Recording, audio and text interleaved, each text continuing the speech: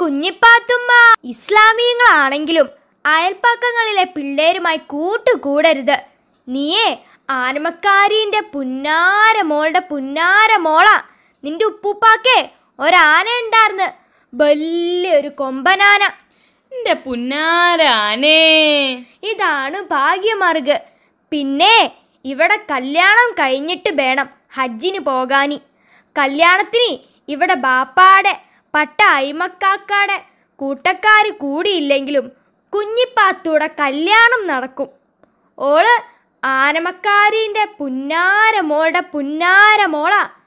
പിന്നെ എൻ്റെ ബാപ്പ എന്നെ കെട്ടാൻ വന്നത് അതിൻ്റെ പുറത്ത് കയറിയിട്ടാ.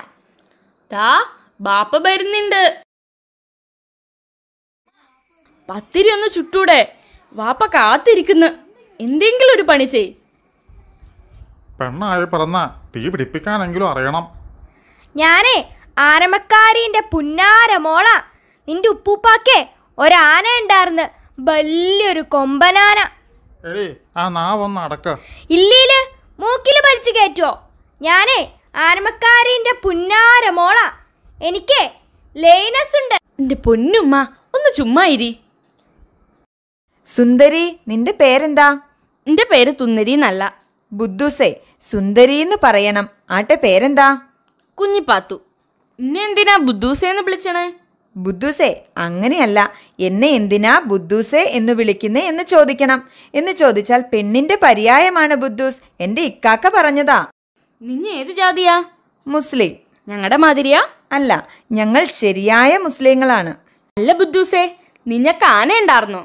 ഇല്ല. എന്റെ ഉപ്പൂപ്പാക്കൊരു ആന ഉണ്ടായിരുന്നു, വലിയൊരു കൊമ്പനാന. എൻ്റെ ഉപ്പൂപ്പായ്ക്ക് ഒരു കാളവണ്ടി ഉണ്ടായിരുന്നു. അതിൽ അദ്ദേഹം കൂലിക്ക് സാധനങ്ങൾ കൊണ്ടുപോകും.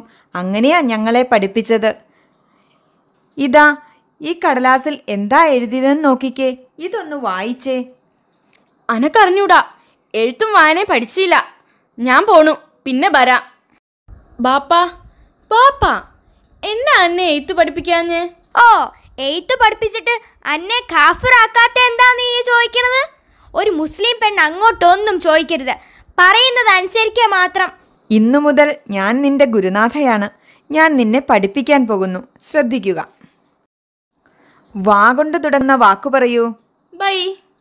ബുദ്ധൂസേ, വഴി എന്ന് പറയണം. മറ്റൊന്ന് പറയൂ. വഴുതനങ്ങ. എൻ്റെ ഇക്കാക്ക നിസാർ അഹമ്മദ് പറഞ്ഞിട്ടാണ് ഞാൻ നിന്നെ പഠിപ്പിക്കുന്നത്. ആണോ? താമരപ്പൂങ്കാവനത്തിൽ താമസിക്കുന്നോളെ, പഞ്ചവർണ്ണ പൈങ്കിളിയിൽ പങ്കുറങ്കുള്ളോളെ.